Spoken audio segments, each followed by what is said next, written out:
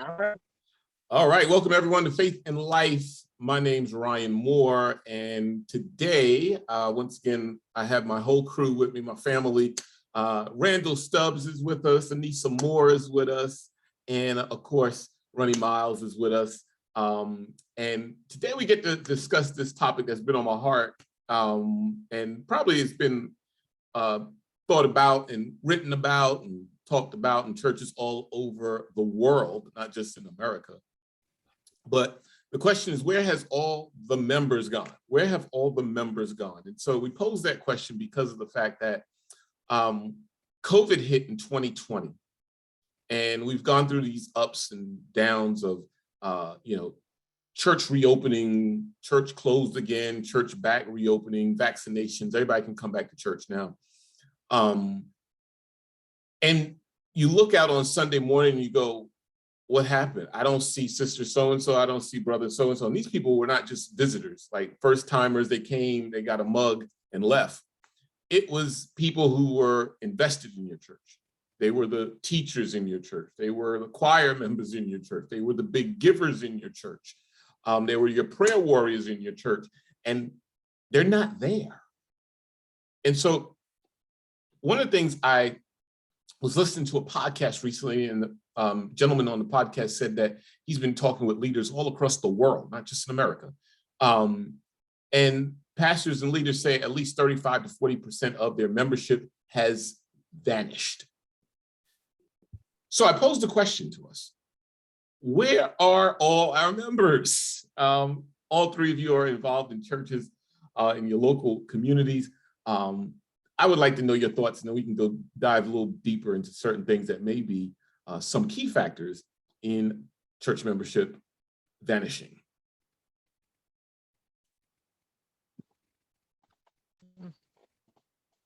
Well, there's a lot to say about this particular topic. We have to ask a lot of other questions. I think we got to look at what was happening pre-pandemic.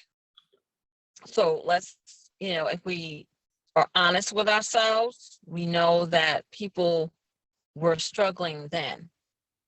They were struggling in terms of trying to find and connect with God while being inside the church. And I think that is the major issue, because the concept of church, which is supposed to be the body of believers, not a set of rules and other rules that we add to the rules, it becomes a barrier in terms of helping people to actually find God. So I think that has a lot to do with it. That's one piece to it. I think that some people were really focused on having an identity, and their identity was connected to the church activities, church building, the popularity of the church, all of those things, and not really seeking to be connected to God. So when the church shut down, they're in close relationship with God. They didn't know what to do. The church shut down because of the pandemic. What do you do now? Because I'm praying, but I'm praying as a corporate prayer on Sunday or Thursday night.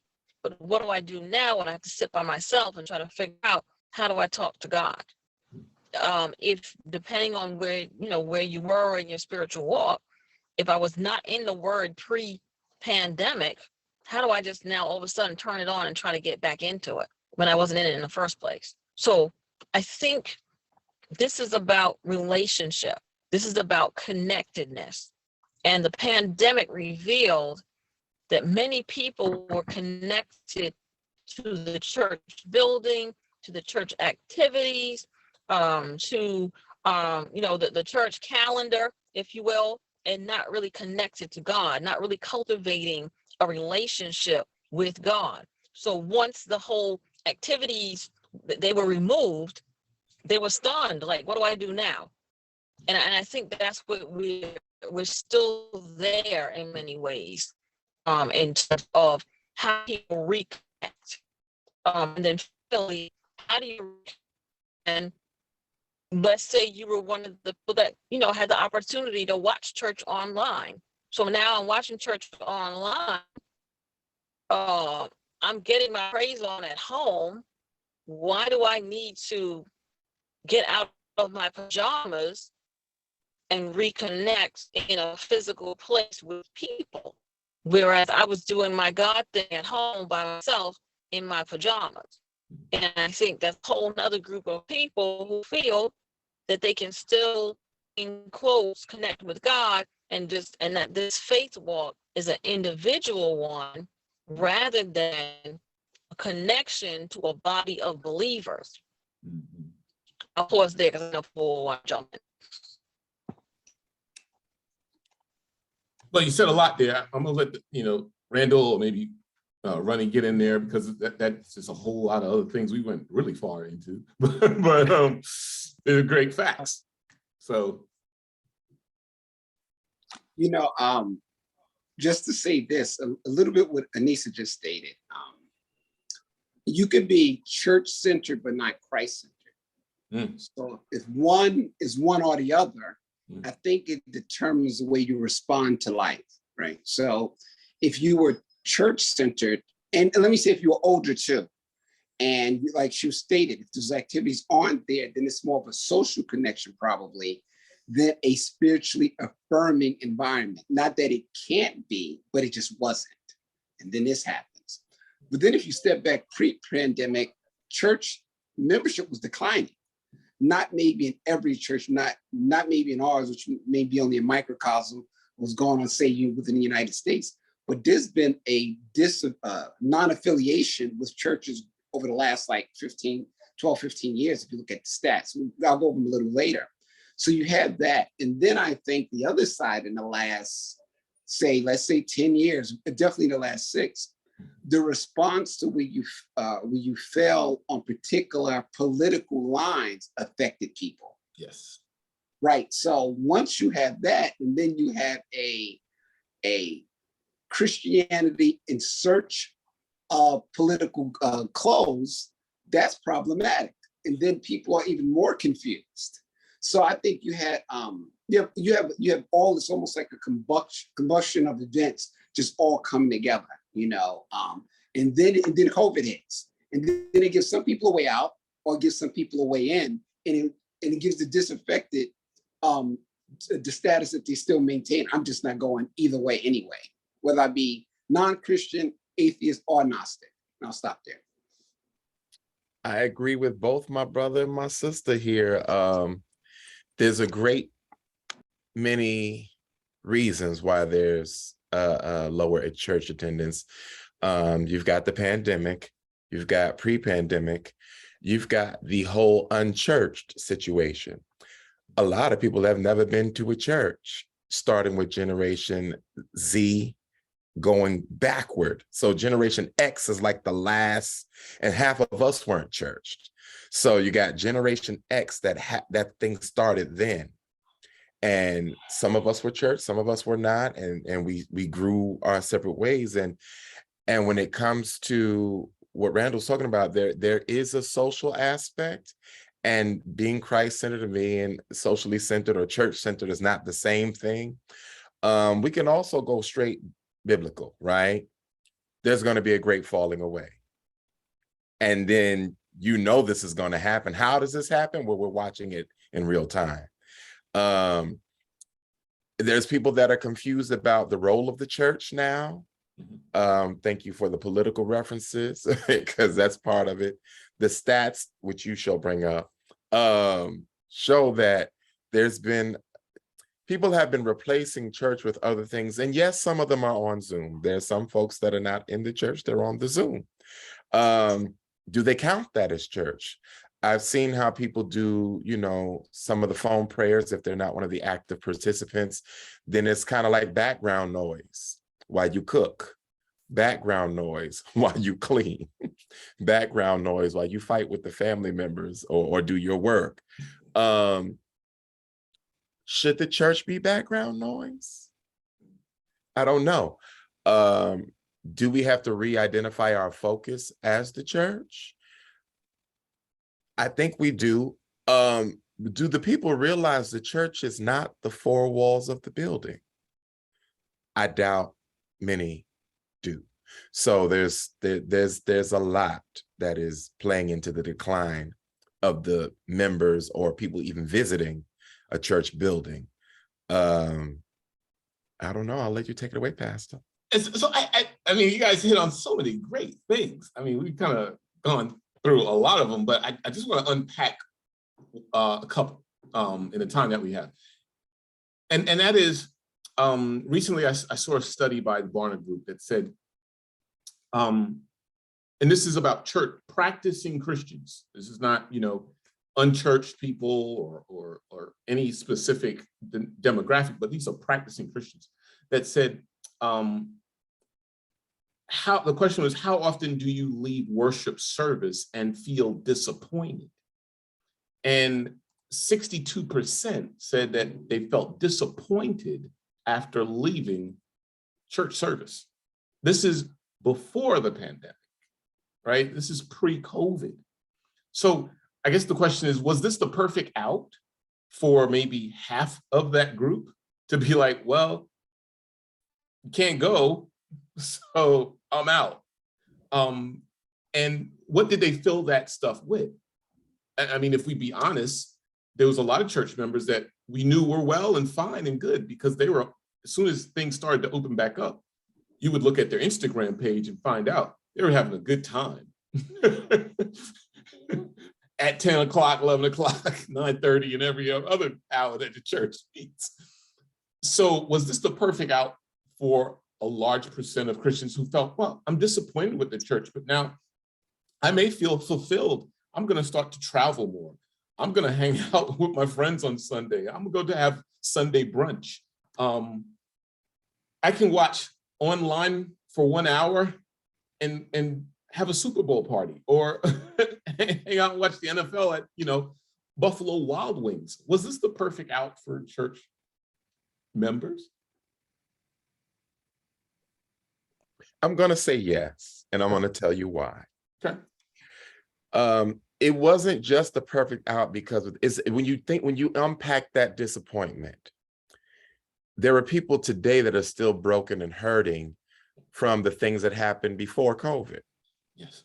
So what happened with COVID is there was a restructuring of priorities. We had this conversation in the men's meeting, and in that restructuring of priorities, you learn that these people really care about me. These people really don't. I'm going to pour more time into this stuff because this thing is not feeding me anymore, or I don't know if it ever really did. And so a lot of people are leaving disappointed from worship because there's a lot of drama in the building. There's a lot of interpersonal display. There's a lot of ego. There's a lot of excess pomp and circumstance over things that they don't feel that are important, and they don't feel that they're being dealt with. And you compound that when we just come out of a pandemic and you're going to do the same thing again. Yeah, I'm out. I'm tapping out. I let the men know that I'm always willing to support ministry. But I let them also know that ministry is not standing in that pulpit and preaching to people. And if you got to take your focus off of these four walls to really do ministry. And when you're going to do ministry, I'm going to support ministry. But if you're not going to do ministry and you're just going to do a meeting, or you're just going to be gathering to have these political debates or these wonderful debates about whatever they might be, I'm going to be tapping out. I would not leave my church home. I feel like fellowship does strengthen, but it strengthens those who feel that it strengthens, and those who left did not feel strengthened by the gathering. So we have to deal with the issues that were taking place pre-pandemic, and then during the pandemic, and then post-pandemic. Most of it having to do with relationship. I think, someone can jump in if you want before I want to address that. Yeah, I mean, I just want to say one or two things about that. I said, here's the thing. The pandemic forced people to say, all right, where my life could could be snatched away at any time. People had to deal with the fact that people around them, family members, friends, co-workers, were gone just like that. And they said, you know what, I need to go live my best life, and I need to be with the people that care about me. Oh, I guess, you know, whoever my co-workers that are left, if we're brunching and that's fellowship, I'm gonna go with that. I want my life to have meaning. Apparently, people who are in the church are just doing church programs. That it means more to me than just, oh, you know, what are the colors, the church colors for this? I want to do something, and people are frustrated at the church, not allowing me to actually ministry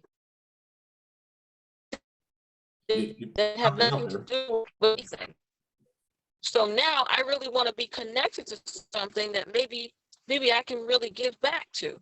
Maybe I can really volunteer my time to do something that's meaningful. People are searching for meaning in the midst of loss. And I feel that in many ways, the church could not provide that for them. And I think they've become a part of what we now call the de-churched. These are people who were in church at some point and now have decided, I do not want to be connected to an actual physical church, that they prefer to just find God on their own. Some people will find him ultimately, and some people won't. They're just not going to come back. I just think that, you know, again, the pandemic revealed where people were spiritually, and that people were sitting there for weeks and months and years, and they were not connected. They did not have the spiritual connection. They did not really fully understand the tenets of Christianity. We know that for a fact that if we look at Barna study, if we look at all of the different forms of study, we're going to find that people don't really fully understand what it means to even be a Christian. They still haven't figured out what they actually believe. They're still trying to figure it out, because that's a part of our failure. We fail to teach them what it really means. And that goes back to something that was said earlier. Do people really know what the definition of church is? And we're going to say no. They're going to say, oh, it's Fellowship Baptist. No, right? This is about us being a body of believers, and it's global. It's not just, you know, me where I am right here. I'm connected to every person of faith in the entire world. Every person that confesses Jesus Christ, we're all connected. It's a community of faith. And I think that has a lot to do with American individualism, which teaches you that you're just an individual. You can just do it on your own. But that's not the gospel. That's not what the gospel says, right? Let's go back to Acts chapter 2. The gospel doesn't say that we do this on our own. It said that we're a community. We're a body of believers. I'll pause there. Getting excited. But I think that, I mean, these are excellent points. And I think both you have said a lot of different great things.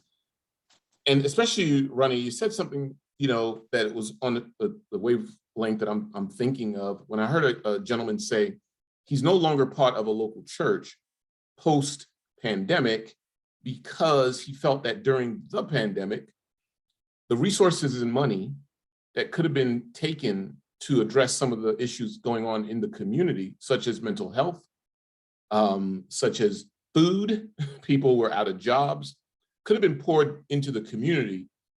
And a lot of those resources that went to a church building should have went to the community. He says he's not coming back because he felt as though, why do we put all this investment, time, and money into a building when it's more about people? And so I think that has caused a lot of people to stay away from the church or say, I can be disconnected from the church, or I don't have to attend anymore. But I think also one of the points is it's how we do church metrics. Like, how do we define a successful church, right? And for the most part, like you said, Anissa, the American church, we export everything. America exports a lot, right? So we have exported our brand of what church is. And so how do we define a successful church? We define a successful church by attendance. How many people are in the building on Sunday? We define it as a large budget.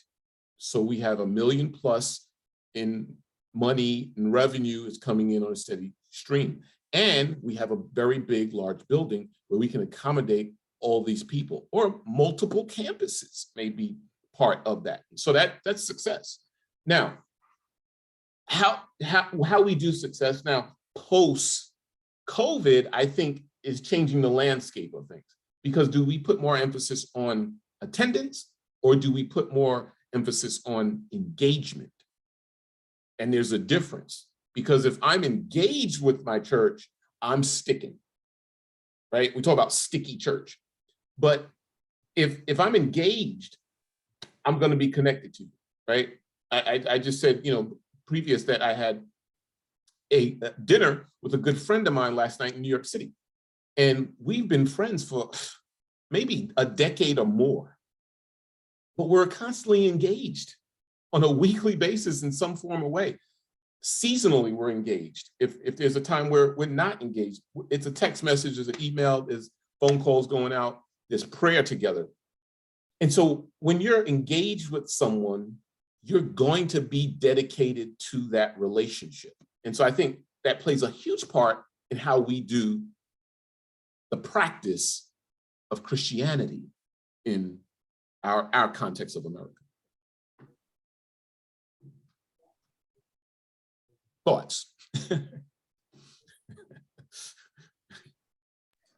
No, I like that. I mean, whatever you're engaged in, well, it shows that you value it. And if you value it, you put time into it. And if you value it even more, it's connected to putting time, you're to put money behind it. So for you to come to New York was not only a time investment, depending on who picked up the check, if you split it out on how it worked, that was a financial investment, right? So you made two, but that was a value to you. And so if my relationship with Christ is a value, then I spend time with them. If I value reading, then I read, right? Whatever I value, I'm going to spend time in. So it goes back.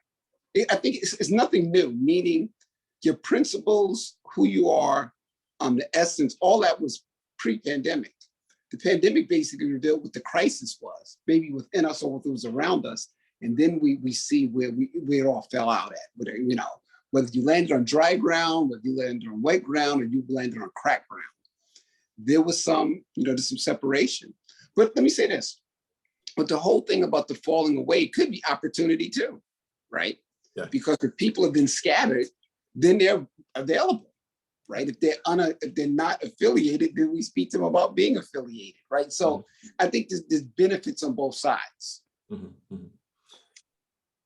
so we have to throw the online component in, and then maybe we can get to some things that can be of productive results going forward. But online's been huge, and online has been positive in a lot of ways, because you're reaching an audience now that you never would have been able to reach if the pandemic didn't happen, right? Everyone would be in the building, and we wouldn't have online. There was always some type of online component. But once the shutdown happened, the whole church community was everybody was forced to do online content, right? Some did it well, some didn't do it so well, some are still learning how to do it, the whole nine, but they have some type of form of online presence. So with that being said, a lot of people, as you said, Anissa, are engaged, right? But they're home, and they're doing it with their family, in their pajamas, their cup of coffee, their cereal, and they're getting the praise and worship. They're getting a preached message. They're probably getting someone online who can actually pray for them, and chatting, hey, sister so-and-so, how you doing? I'm home today, I'm good, right? Now, that can be positive in the sense that they're still connected. But the drawback is they're not connected in the sense of how you would be face-to-face with someone. So what's the future when it comes to how we integrate online as maybe an engagement point that our church is outsourced? Meaning I may be a church, here in New Jersey, but I may also have a congregation of people watching in, Houston, Texas. How do we see that having an effect on the church, and how do we look at that as a engagement point that people are actually connected to us as the body? Yeah, I mean, I think that we should be on. Can't hear you. Your audio is out.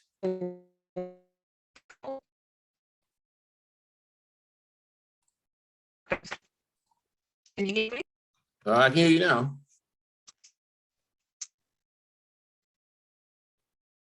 Can you hear me now? Yes, we can hear you now. Ah, great. Okay. Sorry about that. So I think that it's important that we continue in terms of using the outline online.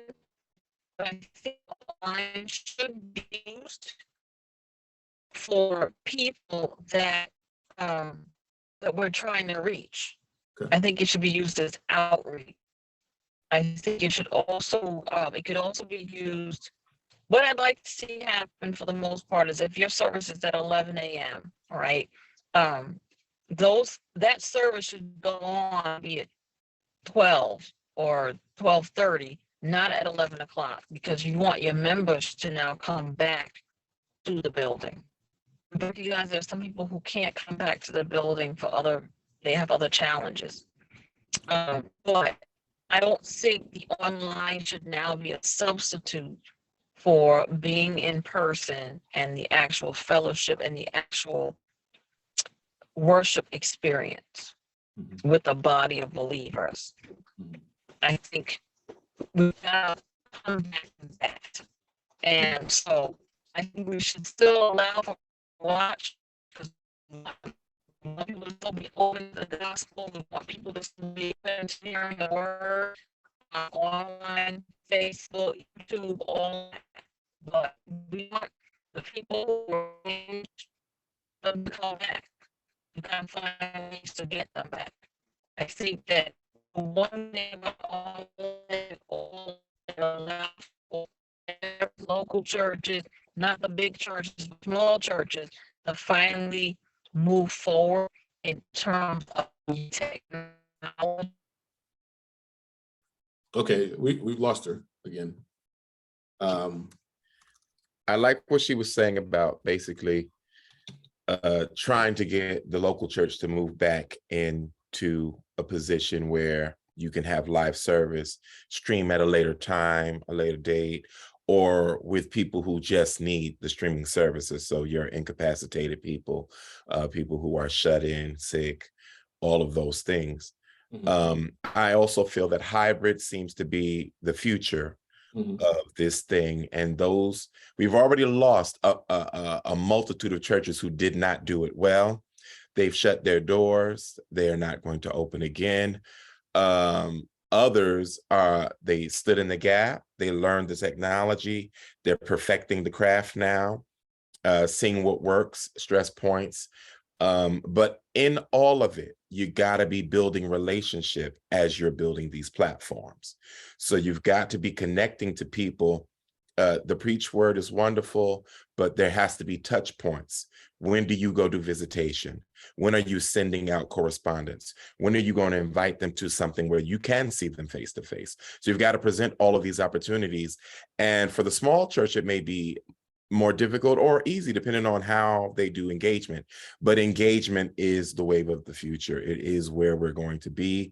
We're going to learn how to be a body of believers. And the building, as we know, the church is eventually going to go underground at some point, not in my lifetime, hopefully. But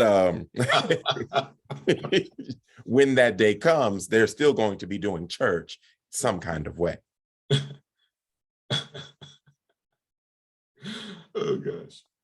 No, I mean, Brother Miles made an excellent point. You got it's Terry McMillan. She's a publicist, she, from like 30 years ago, she was Eddie Murphy's, I think, Eddie Murphy's her first big client. I think she was a nurse before. She wrote a book called The Personal Touch. So engagement is personal, right? People have to feel valued, whether it's a card, a call. Me and Ryan, we talk about this all the time. Text, you got to connect with people. Like Ronnie's saying, it's got to be relationship based. Engagement, connecting, that's all relationships. But that's if you care about people. You can love God and like people, but we need to love God and love people.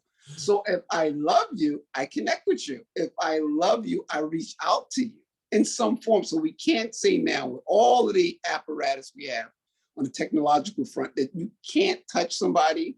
That's improbable. But if you wanted to, you can still touch them old school. You can send a postcard or a card.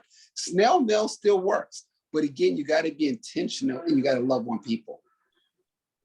You know, this has been really good. We're going to wrap it up, but I would say maybe going forward, and this is for, you know, people who get this and watch this, or, you know, conversations you can have in your own community, church, you know, community as well. But I think one of the emphasis, I think, which we lost in our modern day church is we've embraced the building, but we have not embraced the home. And when you look at Acts, it said that they were meeting together in the temple courts and breaking bread in homes. So there was this embrace of both the temple and the home, which was fellowship in both. And equipping took place in both as well. Discipleship took place. Evangelism took place, right? They didn't have a strategy for evangelism. They just did it because of the fact they were the example. And so I think we've shifted because of how we do church, especially in our American context, that the emphasis is more on the building and it's not necessarily in the home. And I think if we have an emphasis on both, you can see where people are engaged. You can see discipleship take place. You can see evangelism take place as well. You can see those areas of equipping. And most importantly, if we have a lot of hurt people, you can see healing taking place, because healing takes place most of the time in smaller settings than it does in mass settings. So I want to thank you guys once again for having this conversation. You know, conversations that we should have. And we'll do it again real soon. So I want to thank Ronnie Miles for joining our time, Randall Stubbs and Anissa Moore. And I'm Ryan Moore. Until next time, God bless you, be encouraged, and let's stay focused on the Lord. Take care, guys. Take care. Wow.